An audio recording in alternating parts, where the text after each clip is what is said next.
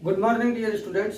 हम class 10th maths में pair of linear equation in two variable दो चर वाले रैखिक समीकरण युग्म पढ़ रहे हैं, जिसका ये लेक्चर नंबर 3 है। इससे पहले हम लेक्चर 1 एंड लेक्चर 2 जिसमें हमने एक्सरसाइज 3.1 को कंप्लीट किया है वो हम सॉल्व कर चुके हैं, जिसका लिंक आपको डिस्क्रिप्शन बॉक्स में मिल जाएगा। अब देखिए हम लेक्चर नंबर 3 में जो एक्सरसाइज 3.2 या फिर हम कहें कि जो कम्प्लीटली एक्सरसाइज हमारी 3 है उसका मैं कंप्लीट आपको जो इंट्रोडक्शन है वो बता जाऊंगा। यहाँ पर जो मेन चीज़ है उसको समझने का तरीका बता जाऊंगा कि इसमें है क्या क्या पूरी एक्सरसाइज में 3 में, और विशेष रूप से फोकस रहेगा हमारा एक्सरसाइज 3.2 के बेसिक इंट्रोडक्शन पर। तो ये लेक्चर आपको लास्ट तक देखना है, सभी बच्चों को बिल्कुल भी मिस नहीं करना है, बिल्कुल ध्यान से देखना है। देखिएगा, अब तक हम ये तो पढ़ चुके हैं कि स्टैंडर्ड फॉर्म क्या होता है। स्टैंडर्ड फॉर्म होता है a1x plus b1y plus c1 is equal to 0, जहाँ पर a1 square plus b1 square not equal to 0 होता है।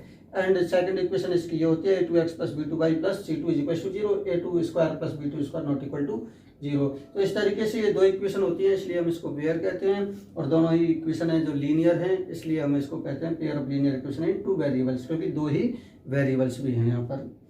अब देखो हम आगे जाके पढ़ेंगे, और आपने नाम तो सुन ही लिए हैं सबने कि सब्स्टिट्यूशन मेथड, ग्राफिकल मेथड, और ये क्या कहते हैं क्रॉस मल्टीप्लिकेशन मेथड, जो कि सिलेबस में से हट गया। तो ये सब मेथड हम क्यों लगाते हैं, क्या निकालते हैं हम इनसे? हम निकालते हैं इनसे सॉल्यूशन। क्या निकालते हैं? किसी भी इक्वेशन का सॉल्यूशन। तो फिर हम सबसे पहले यही डिस्कस करते हैं कि सॉल्यूशन क्या है, क्योंकि अगर हमें इसको समझना है तो फिर बारीकी से एक एक चीज़ को समझ लेते हैं। तो सबसे पहले हम बात करेंगे किस पर? सॉल्यूशन पर। किस पर? सॉल्यूशन पर। हल, समीकरण का हल क्या होता है? देखिए मैंने आपको एक एग्जांपल दिया है, x plus y equal to 3 and x minus y equal to 1। आपके पास इक्वेशन नंबर 1 ये है, इक्वेशन नंबर 2 ये है। आपसे मैं पूछूं कि इसका सॉल्यूशन क्या होगा, तो आप अगर इस इक्वेशन की बात करो x plus y equal to 3, इस इक्वेशन के सॉल्यूशन की बात करो तो आप एक इक्वेशन का सॉल्यूशन तो ये बता सकते हो कि सर इसका x की वैल्यू 1 ले लो, y की वैल्यू 2 ले लो, और जब x की वैल्यू 1 रखोगे यहाँ पर तो 1 आ जाएगी, प्लस y की वैल्यू 2 रखोगे तो 2 आ जाएगी, इज इक्वल टू 3, तो 3 इज इक्वल टू 3 आ गया। अतः ये जो इक्वेशन है x बराबर 1 और y बराबर 2, इन दोनों पर ये सेटिस्फाई हो रही है। अतः x बराबर 1 और y बराबर 2 इसका एक सॉल्यूशन है। ये इसका एक सॉल्यूशन है इक्वेशन 1 के लिए। किसके लिए? इक्वेशन 1 के लिए, समीकरण 1 के लिए। लेकिन जब हम इसको ये देखें कि क्या ये इक्वेशन 2 के लिए भी सॉल्यूशन है, तो हम इक्वेशन 2 में अगर पुट करें तो 2 में x is equal to 1, y is equal to 2 है, तो x is equal to 1 put करोगे, minus y is equal to कितना पुट करना है? हमें 2 पुट करना है। 1 माइनस 2 इज इक्वल टू क्या आएगा? 1। तो ये क्या आ जाएगा? माइनस 1 इज इक्वल टू 1, और माइनस 1 प्लस 1 के इक्वल कभी भी नहीं हो सकता है। इसीलिए हम ये निष्कर्ष पर निकले कि ये जो सॉल्यूशन था वो इक्वेशन 2 के लिए, इक्वेशन 2 के लिए ये नॉट इक्वल आ रहा है, अतः ये सॉल्यूशन नहीं है। यानी कि इक्वेशन 2 के लिए ये सॉल्यूशन नहीं है। तो इसके ऐसे भी कई सॉल्यूशंस हो सकते हैं। अगर हम x इज इक्वल टू, अगर हम एक नया सॉल्यूशन ढूंढें तो x इज इक्वल टू अगर 2 लूँ मैं और y इज इक्वल टू 1 लूँ, तो क्या इसको सेटिस्फाई कर जाएगा? तो अगर हम देखते हैं यहाँ पर कि x की वैल्यू अगर हम 2 रख दें और y की वैल्यू कितनी रखें? हम 1 रखें, 2 माइनस 1 इज इक्वल टू 1, तो क्या आ जाएगा? 1 आ जाएगा, इज इक्वल टू 1। तो ये जो सॉल्यूशन आया है वो इसका सॉल्यूशन है। अब हम ये भी देख लेते हैं कि क्या ये सॉल्यूशन इसका भी है। कहने का मतलब ये हुआ कि हमें सेटिस्फाई कराना है LHS और RHS, x और y के जिस मान पर LHS और RHS दोनों इक्वेशनों के लिए बराबर आ जाते हैं वही उसका सॉल्यूशन कहलाता है। अब आगे होगी बात आपको समझ में कि सॉल्यूशन क्या है। देखिए मैंने कहा कि x is equal to 2, y is equal to 1 इसका एक सॉल्यूशन है, क्योंकि ये दोनों इक्वेशनों को सेटिस्फाई कर रहा है। अगर हम यहाँ पर रखें x plus y is equal to 3 में, तो 2 प्लस 1 इज इक्वल टू 3 और 3 इज इक्वल टू 3, तो ये इक्वेशन 1 को भी सेटिस्फाई कर गया, 2 और 1 वाला मान। और अगर हम सेकंड इक्वेशन में देखें x minus y is equal to 1, तो 2 माइनस 1 इज इक्वल टू 1 और 1 इज इक्वल टू 1, तो ये इस इक्वेशन को भी सेटिस्फाई कर गया। तो फाइनली हम कह सकते हैं कि ये इसका एक सॉल्यूशन है इन दोनों इक्वेशनों का। दोनों के लिए सेटिस्फाई करना चाहिए तभी हम उसको सॉल्यूशन मानेंगे। तो सॉल्यूशन का जो रियल मीनिंग है वो यहाँ पर मैंने आपको दिखा दिया है। अब सॉल्यूशन फाइंड आउट करने के मेथड क्या हैं, ये तो मैंने इसमें ट्रायल एंड एरर मेथड लगाया था, एरर एंड ट्रायल मेथड, यानी कि प्रयास एवं त्रुटि का मेथड। तो हमने उस मेथड से किया है, लेकिन इसके अलावा भी कई मेथड होते हैं। अब हम उन मेथडों का डिस्कस करेंगे और एक्सरसाइज 3 में यही मेथड आपको पढ़ने हैं। तो देखिए हम इसके मेथड देखते हैं। मेथड हम किसके देखेंगे? Pair of linear equation two variable हम पढ़ रहे हैं। तो ये जो हमारे पास दो पेयर आ रहे हैं इक्वेशनों के, इनके सॉल्यूशन के मेथड पढ़ेंगे। तो इनके सॉल्यूशन के मेथड क्या होते हैं? मुख्य रूप से दो ही मेथड होते हैं। एक तो मेथड होता है ग्राफिकल मेथड और एक होता है अलजेब्रिकली मेथड। ग्राफीय विधि या बीजगणितीय विधि, इन दो मेथडों से हम इनको सॉल्व करते हैं। ग्राफिकल मेथड आपका आता है एक्सरसाइज 3.2 में। किसमें आएगा? एक्सरसाइज 3.2 में हम उसको पढ़ेंगे ग्राफिकल मेथड को। और इसके अलावा जो अलजेब्रिकली मेथड होता है उसके आगे हम 3 पार्ट और कर देते हैं। अलजेब्रिकली मेथड के कौन कौन से पार्ट कर देते हैं? हम 3 पार्ट और कर देते हैं। एक, अब देखिए जो अलजेब्रिकली मेथड होता है उसके कितने भाग हैं? तो देखिए एक तो उसमें होता है सबस्टिट्यूशन मेथड।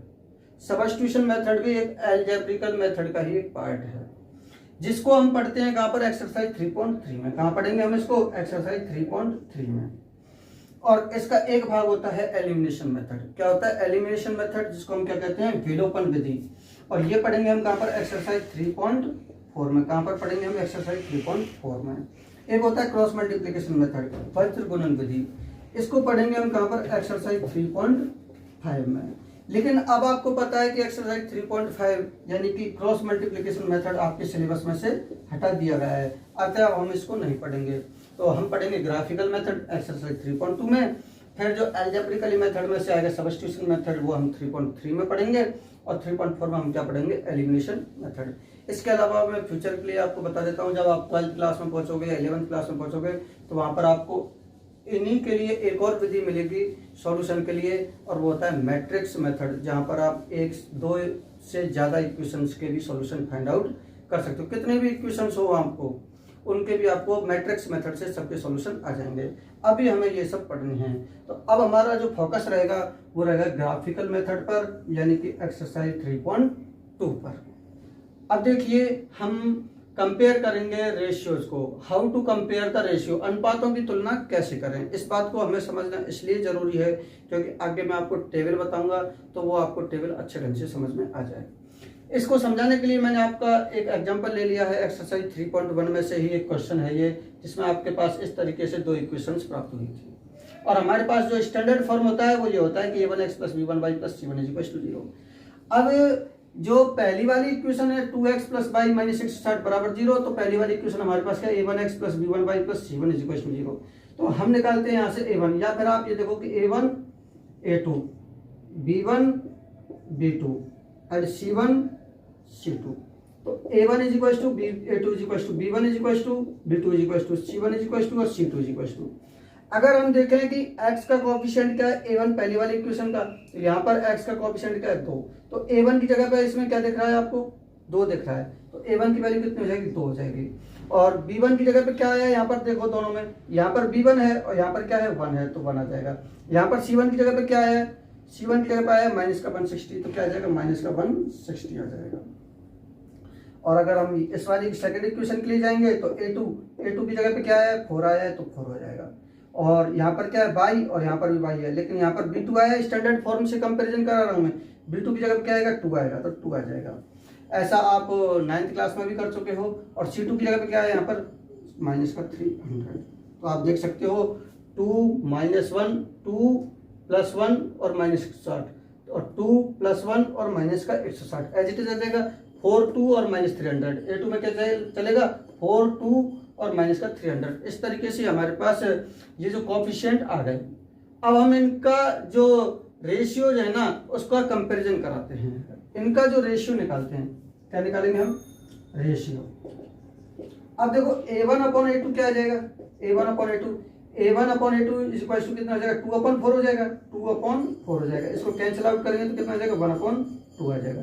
ये चीज तो आपको समझ में आ गई होगी कि a1/a2 किया है मैंने, तो 2/4 हो गया। 2/4 2 से 2 टाइम्स कैंसिल हो गया, तो ये 1/2 आ गया।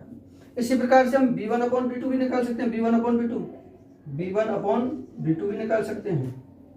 b1/b2 कितना होगा? b1 कितना है? 1 है ऊपर, तो 1 आ जाएगा। b2 कितना है? 2 है, तो फिर नीचे कितना आ जाएगा? 2 आ जाएगा। इसी तरीके से हम क्या निकाल सकते हैं, C1 upon C2, C1 upon C2, C1 upon C2 कितना जाएगा माइनस का 160 अपॉन ये कितना जाएगा C2 कितना है माइनस का 300, ये C1 माइनस का 160 आ गया, C2 माइनस का 300, माइनस से माइनस कैंसिल हो जाएगा, 0 से 0 कैंसिल हो जाएगी तो 16/30 बच जाएगा, और 16 से कितने बार कट जाएगा, 2 से 8 बार, और 2 से कितने बार कट जाएगा 15 बार, तो 8/15 आ जाएगा। कहने का मतलब ये हुआ कि हमारा A1/A2 1/2 आया, और B1/B2 कितना आया 1/2 आया, और C1/C2 कितना आ गया 8/15। तो हम यहाँ से ये देखते हैं कि जो A1/A2 है और B1/B2 के इक्वल है। A1/A2 इज इक्वल टू क्या आ रहा है, B1/B2 आ रही है क्या ये बात समझ में, क्योंकि ये सब क्या है 1/2 है, ये भी क्या है 1/2, A1/A2 का मान भी 1/2 है। कहने का मतलब ये है, इस बात को समझो कि A1/A2 की वैल्यू कितनी है, ये 1/2, और B1/B2 की वैल्यू भी कितनी है, ये 1/2, तो A1/A2 बराबर है B1/B2 की, जिसकी वैल्यू कितनी है 1/2। तो ये मैंने समझाने के लिए लिखी थी, अब मैं इसको मिटा देता हूँ। तो क्या B1/B2 C1/C2 के बराबर भी है, B1/B2 की वैल्यू 1/2 है, और C1/C2 की वैल्यू कितनी है 8/15, तो ये है वो C1/C2 के बराबर है क्या, क्योंकि B1/B2 तो 1/2 आ रहा है, और C1/C2 कितना आ रहा है 8/15 आ रहा है, तो क्या 1/2 8/15 के इक्वल है क्या, नहीं है, तो फिर ये इसके इक्वल नहीं है। तो हम इन तीनों रेशियोज को इक्वल करते हैं, और जो इक्वल नहीं होता है उसके आगे हम क्रॉस का चिन्ह लगा के कर सकते हैं। तो इस तरीके से ये चीज हम निकाल सकते हैं। इस चीज का मैं आगे यूज लूंगा, इसलिए मैंने आपको ये पहले ही बता दिया कि हमारे पास ये चीजें कैसी सिचुएशन बन सकती है। और आपने ये भी देखा होगा कि इन दोनों लाइंस का जब आपने ग्राफ बनाया था तो ग्राफ कैसा आया था, पैरेलल आया था। जब A1/A2 B1/B2 के इक्वल हो बट C1/C2 के इक्वल नहीं हो, तो इस केस में ये लाइनें कैसे होती हैं, पैरेलल होती हैं। क्या होती हैं, पैरेलल होती हैं। इसकी अब हम एक टेबल बनाने जा रहे हैं, उस टेबल में हम सभी कंडीशंस को पढ़ेंगे कि क्या क्या हो सकता है। अब देखिए, हमने ये तो देख लिया कि रेशियोज कैसे फाइंड आउट करते हैं। अब उन रेशियोज के आधार पर हम जो ग्राफिकल रिप्रेजेंटेशन होता है और अलजेब्रिकल इंटरप्रिटेशन होता है उसके बारे में हम क्या कंक्लूजन निकाल सकते हैं। तो आपके सामने उसके 3 ही केस बनेंगे, या तो A1/A2 नॉट इक्वल टू हो B1/B2 के। कहने का मतलब ये हुआ कि जो A1/A2 निकाल रहे हैं वो B1/B2 के इक्वल ही नहीं आ रहा, या फिर ऐसा हो सकता है कि A1/A2 बराबर आ रहा हो B1/B2 के, और B1/B2 भी बराबर आ रहा हो किसके, C1/C2 के। या फिर ऐसा हो सकता है कि A1/A2 बराबर आ रहा है B1/B2 के, बट B1/B2 नॉट इक्वल आ रहा है किसके, C1/C2 के। तो ये 3 केसेस बन सकते हैं जिनमें या तो पहले दोनों A1/A2 not equal to B1/B2 हो, या फिर तीनों बराबर हों, या फिर पहले 2 तो बराबर हों और लास्ट के 2 बराबर नहीं हो, यानी कि नॉट इक्वल हो जाए। इन रेशियोज से हम ग्राफिकल रिप्रेजेंटेशन और अलजेब्रिकली इंटरप्रिटेशन के बारे में क्या कंक्लूजन निकाल सकते हैं, आज हम इस टेबल में विशेष रूप से वही सीखेंगे। और आप इस टेबल का मुझे स्क्रीनशॉट भी भेजोगे मेरे नंबर पर कि यस सर मैंने इस टेबल को देख लिया और समझ लिया और मुझे ये समझ में आ गई और ये सर मेरा स्क्रीनशॉट है। तो सभी बच्चे इस वीडियो को देखकर और ये जो टेबल कंप्लीट हो जाए उसके बाद मुझे स्क्रीनशॉट भेजें। देखिए, ग्राफिकली रिप्रेजेंटेशन में क्या होगा कि जब A1/A2 B1/B2 के इक्वल नहीं होगा तो उस केस में दोनों लाइनें इंटरसेक्ट करेंगी। क्या करेंगी, इंटरसेक्ट करेंगी। तो वो लाइनें कैसी होंगी, इंटरसेक्टिंग लाइन।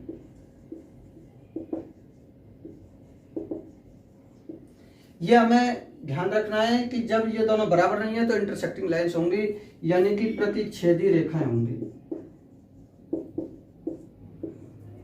कैसी रेखाएं होंगी, ये प्रतिच्छेदी रेखाएं होंगी।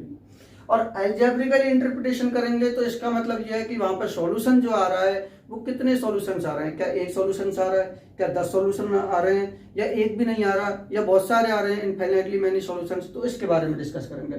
तो इस केस में जब दोनों लाइनें इंटरसेक्ट करती हैं तो एक ही पॉइंट पर इंटरसेक्ट करती हैं, तो वो जो पॉइंट होता है वो सॉल्यूशन होता है दोनों इक्वेशनों का, वही पॉइंट सॉल्यूशन होता है। इसलिए हम कहेंगे कि ए यूनिक सॉल्यूशन। क्या आएगा, ए यूनिक सॉल्यूशन। या आप अपनी लैंग्वेज में कह सकते हो कि ओनली वन सॉल्यूशन। क्या कह सकते हो, ओनली वन सॉल्यूशन, यानी कि केवल एक ही सॉल्यूशन होगा इसका। हिंदी में लिखोगे एक अद्वितीय हल होगा, यानी कि ओनली, या केवल एक ही हल होगा उसका, ओनली वन सॉल्यूशन होगा। और इसको मैं सबसे लास्ट में बताऊंगा आपके लिए, पहले हम इसको देखते हैं। ये अगर तीनों बराबर हो जाते हैं तो उस केस में वो दोनों लाइनें एक ही लाइन होती हैं, उसी को ही किसी नंबर से मल्टीप्लाई करके दोबारा लिखा हुआ होता है। और इस केस में जो लाइन होती है वो कोइंसिडेंट लाइन होती हैं। क्या होती है? Coincident line, coincident lines. यानी कि कहने का मतलब हुआ कि वो लाइंस क्या होंगी? एक ही लाइन होगी, एक लाइन दूसरी लाइन के ऊपर से निकल जाएगी। इसको हम हिंदी में बोलते हैं क्या? समपाती रेखाएं। क्या बोलेंगे हम? समपाती रेखाएं, जब ये तीनों रेशियोज इक्वल होते हैं। और सॉल्यूशंस कितने होंगे? जब वो दोनों लाइनें एक ही है, हर एक लाइन और जो दूसरी लाइन है उनमें हर एक पॉइंट कॉमन है। एक लाइन, पूरी लाइन जो दूसरी लाइन के ऊपर से निकल रही है तो हर जगह पे टच कर रही है उसको, और जब हर जगह पे टच कर रही है तो हर एक पॉइंट ही उसका सॉल्यूशन है। इसलिए इनफाइनाइटली मैनी सॉल्यूशंस होंगे, अनंत सॉल्यूशन होंगे इसके। इनफाइनाइटली मैनी सॉल्यूशन क्या होंगे उसके? इनफाइनाइटली मैनी सॉल्यूशन, अनंत, अपरिमित रूप से अनंत सॉल्यूशन होंगे उसके। और जब थर्ड केस आएगा जिसमें हम ये देखते हैं कि a1/a2 b1/b2 के इक्वल तो है बट c1/c2 के इक्वल नहीं है, तो उस केस में दोनों ही लाइंस क्या निकल जाती हैं? पैरेलल निकल जाती हैं। क्या निकल जाएंगी? पैरेलल निकल जाएंगे, यानी कि एक दूसरे के समांतर निकल जाएंगे। तो ये कैसी लाइन होंगी? पैरेलल लाइन होंगी। पैरेलल लाइंस होंगी। कैसे होंगी ये? पैरेलल लाइंस, यानी कि हम लिखेंगे समांतर रेखाएं। क्या होंगी? समांतर रेखाएं होंगी। इस तरह की लाइंस जिनमें b1/b2 नॉट इक्वल टू आ जाएगा c1/c2 के, तो वो क्या होंगी? पैरेलल लाइंस होंगी। और जो अलजेब्रिकल इंटरप्रिटेशन में तो आपको पता है कि जब दोनों लाइनें पैरेलल निकल जाएंगी, कोई भी उनमें कॉमन पॉइंट नहीं होगा, तो उनका कोई भी सॉल्यूशन भी नहीं होगा। तो हम लिखेंगे क्या? No solution. यहां तक की बात आपको समझ में आ गई होगी। अब हम देखते हैं कंसिस्टेंट और इनकंसिस्टेंट। इसको हिंदी में बोलते हैं संगत और असंगत। जो समीकरणों का युग्म है, जो पेयर है, वो संगत होगा या असंगत होगा, या कंसिस्टेंट होगा या इनकंसिस्टेंट होगा, इसका आपको आंसर देना है। जब दोनों का एक सॉल्यूशन आ जाएगा, दोनों लाइन एक दूसरे को इंटरसेक्ट करेंगे और हमें एक सॉल्यूशन प्राप्त हो जाएगा, तो वो उसको कहेंगे हम क्या? कंसिस्टेंट कहेंगे, संगत कहेंगे। क्या कहेंगे? कंसिस्टेंट। हिंदी में लिखोगे आप संगत। क्या लिखोगे आप? संगत लिखोगे। और जब दोनों लाइनें एक दूसरे के पैरेलल निकल जाएंगी, लाइंस पैरेलल निकल जाएंगी और उनका कोई भी सॉल्यूशन नहीं आएगा, तो हम उसको कहेंगे क्या? इनकंसिस्टेंट। क्या कहेंगे? इनकंसिस्टेंट। यानी कि हम कहेंगे उसको क्या? असंगत कहेंगे। क्या कहेंगे हम उसको? असंगत है। जो समीकरणों का युग्म है वो असंगत है। इस टेबल को पूरे को याद कर लो आप। अब देखिए, ये वाला बीच वाला बच गया, तो बीच वाले में सॉल्यूशन आ जाता है, इसलिए तो वो क्या है? कंसिस्टेंट है। क्या है वो? कंसिस्टेंट है, क्योंकि हमें सॉल्यूशन प्राप्त हो रहा है, इसीलिए हम उसको कहेंगे कंसिस्टेंट। लेकिन उसमें इनफाइनाइट सॉल्यूशन प्राप्त हो रहे हैं, इसीलिए हम उसको कहेंगे क्या? डिपेंडेंट। क्या कहेंगे हम? डिपेंडेंट। तो अब आपको ये टेबल पूरी तरीके से समझ में आ गई होगी। अब मैं इसको अभी मिटा के और आपको इस चीज को और बताऊंगा। आप मुझे इसका एक स्क्रीनशॉट भी भेजोगे। तो देखिए, एक बार मैं रिवाइज करवा देता हूं कि अगर दोनों a1/a2 और b1/b2 नॉट इक्वल हो रहे हैं तो लाइंस क्या होंगी? इंटरसेक्टिंग लाइन होंगी और उनका एक यूनिक सॉल्यूशन आएगा, और जो पेयर है वो कंसिस्टेंट होगा। अगर तीनों इक्वल आ रहे हैं तो वो लाइंस एक ही हैं, दोनों कोइंसिडेंट लाइन होंगी, एक लाइन दूसरी लाइन के ऊपर से निकल जाएगी, और इनफाइनाइटली मेनी सॉल्यूशंस होंगे, और उसके जो पेयर है वो क्या होगा? कंसिस्टेंट होगा, लेकिन डिपेंडेंट होगा। डिपेंडेंट का मतलब मैं अभी बता रहा हूं आपको। और ये जो अगर पहले दो बराबर हैं लेकिन तीसरे के इक्वल नहीं है, तो वो लाइंस पैरेलल होती हैं। जब दोनों लाइंस पैरेलल निकल जाती हैं तो उनमें कोई भी कॉमन पॉइंट नहीं होता है, इसलिए उनका नो सॉल्यूशंस होगा, कोई भी सॉल्यूशन नहीं होगा। और ऐसा समीकरण युग्म या जो पेयर ऑफ इक्वेशन है वो क्या कहलाता है? इनकंसिस्टेंट कहलाता है, असंगत कहलाता है। क्या कहलाता है, असंगत, क्योंकि संगत ही नहीं है हमारे संगत, हमें संगत कब होता, जब वो हमें सॉल्यूशन देता, हमें सॉल्यूशन ही नहीं दे रहा तो वो असंगत है। अब हम इस चीज को समझते हैं कि डिपेंडेंट कंसिस्टेंट का मतलब क्या होता है। देखिए अब मैं आपको डिपेंडेंट कंसिस्टेंट का जो मतलब है वो बता देता हूँ थोड़ा सा, कि आश्रित संगत का मतलब क्या होता है। तो देखिए मैं आपके लिए छोटा सा एग्जांपल लेता हूँ, उस एग्जांपल से समझा देता हूँ कि आपके पास मान के चलो एक इक्वेशन है x + y = 4, और एक दूसरा पेयर बनाने के लिए हमें दो इक्वेशन चाहिए, और हमने दूसरी इक्वेशन ले ली 2x + 2y = 8। इस तरीके से ये इक्वेशन नंबर 1 है और इक्वेशन नंबर 2 है। आप देखोगे कि यहाँ पे भी 1/2 बनेगा, यहाँ पे भी 1/2 बनेगा, और ये भी 4/8 यानी कि 1/2 बनेगा।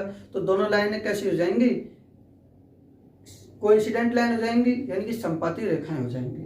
तो इस संपाती रेखाओं के केस में ही हमें ये डिपेंडेंट कंसिस्टेंट आया था, तो हमें सॉल्यूशन तो प्राप्त हो रहा है, इसलिए तो हम कहेंगे संगत। इन दोनों इक्वेशनों का सॉल्यूशंस आ जाएगा, और बहुत सारे सॉल्यूशंस आ रहे हैं। अब देखिए बहुत सारे सॉल्यूशंस में मैं आपको एक दो सॉल्यूशंस लेता हूं। एक्चुअल में इक्वेशन 1 और इक्वेशन 2 सेम ही है, सिर्फ 2 से मल्टीप्लाई होने के बाद में ये आ गई है। अब मैं आपको एक सॉल्यूशंस बता रहा हूं। मान के चलो x = 2 तो y की वैल्यू 2, ये सॉल्यूशन है क्या इसका, ये सॉल्यूशन इसलिए है क्योंकि 2 + 2 करोगे आप, 2 और 2 है ना, तो 2 + 2 करोगे तो 4 आ जाएगा, तो ये सॉल्यूशन है, इसके लिए भी है। और 2 2 जा कितने हो गए 4, और 2 2 जा कितने हो गए 4, 4 और 4 कितने हो गए 8, तो वापस से इसको भी सेटिस्फाई कर रहा है, तो ये इसका एक सॉल्यूशन है। अगर मैं मान के चलो x की जगह पे 3 लूं तो y की जगह पे क्या आ गया, y की जगह पे कितना आएगा 1 आएगा ना, तो 3 + 1 4 हो जाएगा, और 3 2 जा 6 हो जाएगा, कैसे हो जाएगा 3 2 जा 6 हो जाएगा, और 1 है तो प्लस कर 1 को 2 से मल्टीप्लाई करोगे तो 2 आ जाएगा, 6 + 2 कितना हो गया 8 हो गया। तो ये भी इसका एक सॉल्यूशन है। इस तरीके से आप लोग अगर x की वैल्यू मैं आपसे कह दूं कि 1 है, x की वैल्यू 1 है, देखो x की वैल्यू y पे डिपेंड कर रही है, y की वैल्यू x पे डिपेंड कर रही है। दोनों के बीच में एक पेयर बना हुआ है कि दोनों का जो जोड़ है वो 4 बना रहना चाहिए, दोनों का जो सम है वो 4 बना रहना चाहिए। तो अगर x की वैल्यू हमने फिक्स कर दी कि 2 है, तो y की वैल्यू x पे डिपेंड कर गई, x पे तो डिपेंड हो गई। अब यहाँ पे देखो कि x की वैल्यू 3 है तो y की वैल्यू कितनी आ रही है 1 आ रही है, क्योंकि दोनों का सम कितना बना रह रहा है 4 बना रहता है। और अगर x की वैल्यू 1 ले ली मैंने, तो y की वैल्यू किस पे डिपेंड करेगी, x पे डिपेंड करेगी, और x की वैल्यू कितनी है 1, तो हम कितनी लेंगे इसकी वैल्यू फिर 3 लेंगे। तो इस तरीके से ये एक दूसरे पर डिपेंड कर रही है, इंडिपेंडेंट नहीं है। वो जो पहला वाला क्वेश्चन केस होता है जिसमें दोनों लाइनें इंटरसेक्ट होती हैं, उसमें x की वैल्यू y पर डिपेंड नहीं करती और y की वैल्यू x पर डिपेंड नहीं करती है।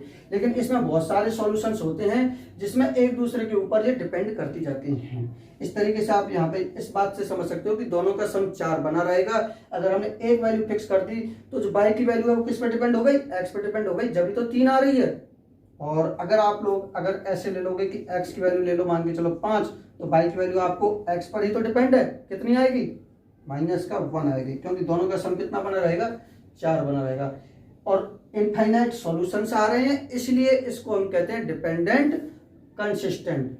कंसिस्टेंट तो इसलिए क्योंकि सॉल्यूशंस आ रहे हैं हमारे पास, और डिपेंडेंट इसलिए क्योंकि एक सॉल्यूशन अगर x = 5 आ गया तो फिर जो दूसरा सॉल्यूशन है वो पहले वाले सॉल्यूशन पर ही डिपेंड करता है, दूसरा वाला सॉल्यूशन पहले वाले सॉल्यूशन पर ही डिपेंड कर रहा है, इसलिए हम इसको डिपेंडेंट कहते हैं। तो आप लोगों ने बहुत ही अच्छे ढंग से यहाँ तक समझा। इसके बाद में आप लोग एक्सरसाइज 3.2 है, उसका क्वेश्चन नंबर 1 है, उसमें ग्राफ हैं, वो 2 ग्राफ के क्वेश्चन हैं। अगर दोनों लाइन इंटरसेक्ट कर रही हैं, उनका इंटरसेक्टिंग पॉइंट अगर आपको मिल रहा है तो इंटरसेक्टिंग पॉइंट के जो कोऑर्डिनेट्स होंगे वही उसका सॉल्यूशन होगा। अगर दोनों लाइनें पैरेलल निकल गई तो कोई सॉल्यूशन नहीं होगा। तो इस तरीके से आप मुझे कल 3.2 का एक्सरसाइज का क्वेश्चन नंबर 1 सॉल्व करके दिखाओगे, और जो आज पढ़ाया है मैंने इस वीडियो में बेसिक इंट्रोडक्शन में, उसको भी लिख के मुझे सेंड करोगे। धन्यवाद।